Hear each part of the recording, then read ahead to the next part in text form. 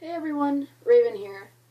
Today we'll be talking about the Legend of Korra, and this will be a review for episodes 1 and 2, and episode 3 will be coming, I'll put that up in a moment.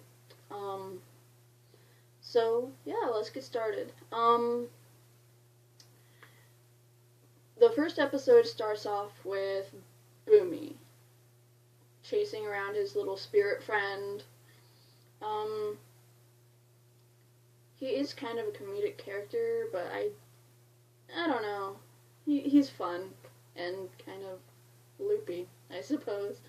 Um, we had Boomy falling out of a tree, and he airbended.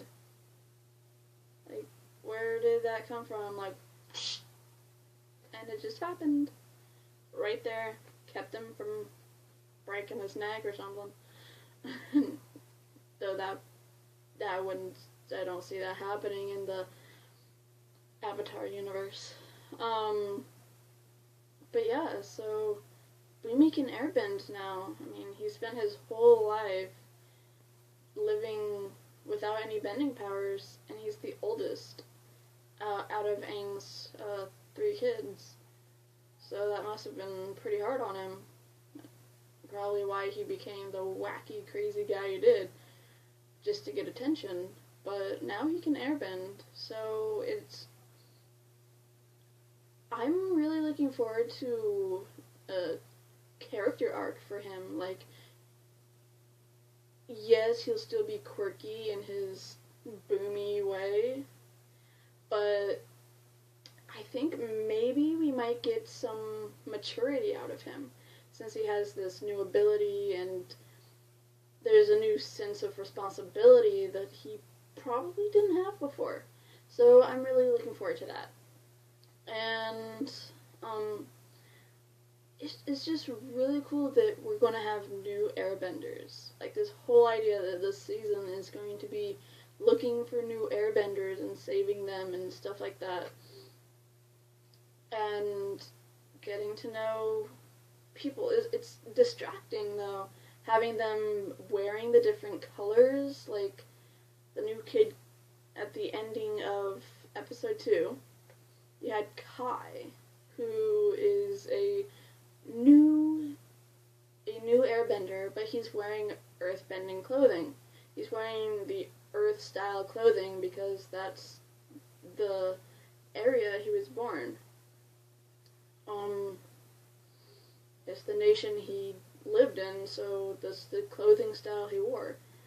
But yet he's an airbender. So I'm wondering, like, are they going to get some yarn or whatever and start making him an outfit? Or is he going to stay wearing his green outfit? When they finally do get to the air temple and start rebuilding this whole new airbending nation, are they going to have the airbending robes like Tenzin was saying when he was trying to get that woman to join in? He's like, I can tell that you're really sensible in clothing and you'll like this. It's really breathy and lets you breathe, and clothing is breathable. And I'm like, yeah, because that's totally what she looked like she'd want to wear.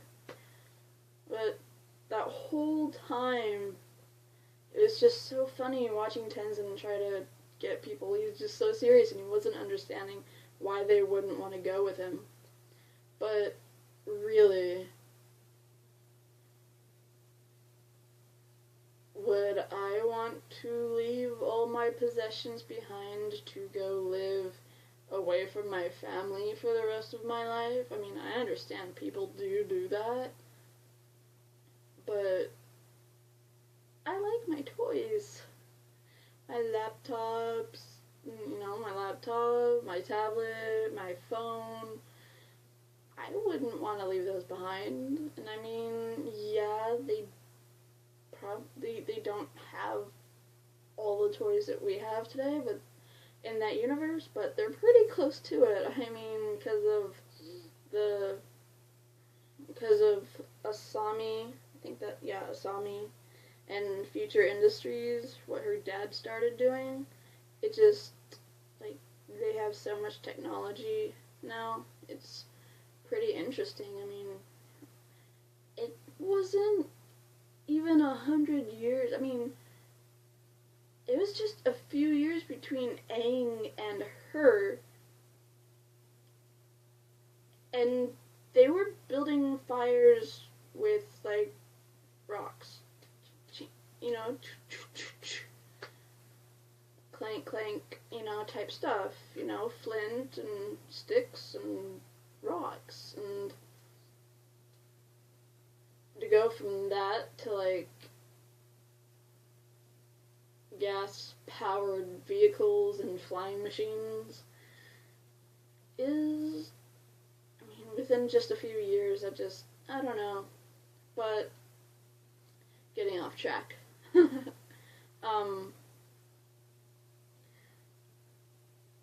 So yeah, we have that, and then, we have Janora going along with them on the trip to find those people. So the group consists of, in the new Future Industries little flying contraption, we have the group consisting of Asami herself, Korra, obviously, Tenzin, Bolin, and Mako, who did not want to go, but Bolin talked him into it.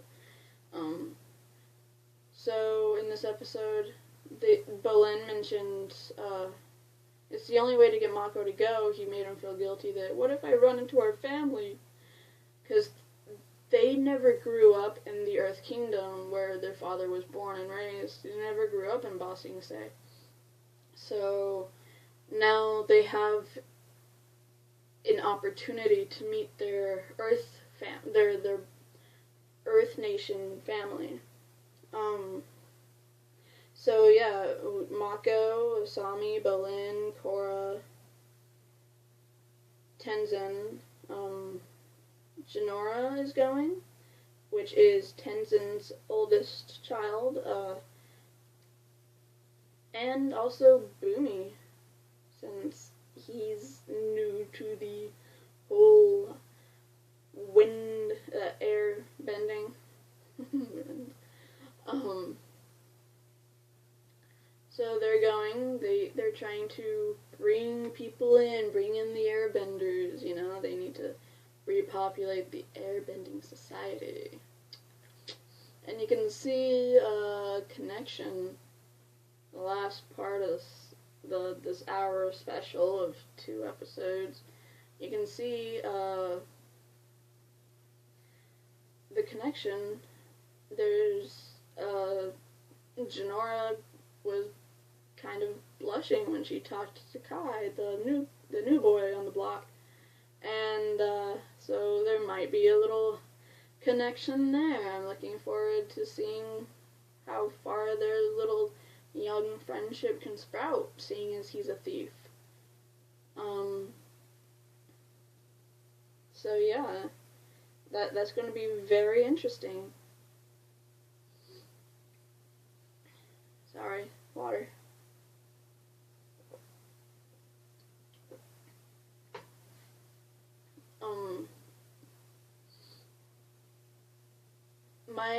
I would have to say my favorite thing about this hour-long, these 2 episodes together, would be the connection between Asami and Korra. How they've just accepted each other, and they've put aside that they've both dated Mako, and how that went, and what happened while, like, Korra kissed Mako while Asami was dating him, and then Asami admitted that while Korra was off fighting, even though she had broken up with Mako, but when she came back she had memory loss. Didn't remember that, but so when she was gone, she remembered not being with Mako anymore, and Asami kissed Mako. So they put all that aside, and they're really good friends now. They're making an attempt. They're making a very good attempt at being really close friends. And so that whole scene with Asami teaching Korra how to drive was just like amazing, because you want Korra to finally have like a friend besides their wacky kid, which would be Bolin, and this awkward, cute guy that she had or has feelings for. That's just all complicated. That's just a big old jumbled mess, the whole dating Mako. So, but yeah, like Korra like even says, I don't I've never had a girl who was close enough to me that I could share stuff with. I've never had a true friend that's a girl.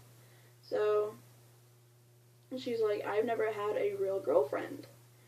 So, meaning friend that's a girl. I don't know what way they're gonna go with that. Frankly, I don't really care what way they're gonna go with it. If that's just gonna be their friends and their girls, that's great. If it's gonna be the other way, that's great. I don't have a preference one way or the other. I really just don't care. Yeah. My favorite quote from this whole episodes 1 and 2 was Tenzin saying, "You'll get a flying bison as a best friend." And then you flash over to the point he's sitting in the flying Future Industries flying mobile, and he's like, "Who wouldn't want a bison as a best friend?" That's like the best. Like, I would really, I want a flying bison as a best friend. Seriously. I would get to fly, riding on his back. And I would name it Appa. Who wouldn't? I mean, yes! Well, yeah, so that's it for my review of, Legend of Korra, Book 3, episodes 1 and 2. Leave comments down in the comment bar. Tell me what your favorite parts of the episode was, the episodes 1 and 2. Did you like the car scene? Did you have a favorite quote or favorite moment of the episode? And, yeah, comment, subscribe, like my video, and, that'll be it. The next video will be going up shortly after I film it. And I have to watch it first, and then I'll review it, and then I'll put it up. That should be up later tonight or tomorrow morning. Yeah, so we got that. Yeah, okay. Is that everything? I believe so. Okay.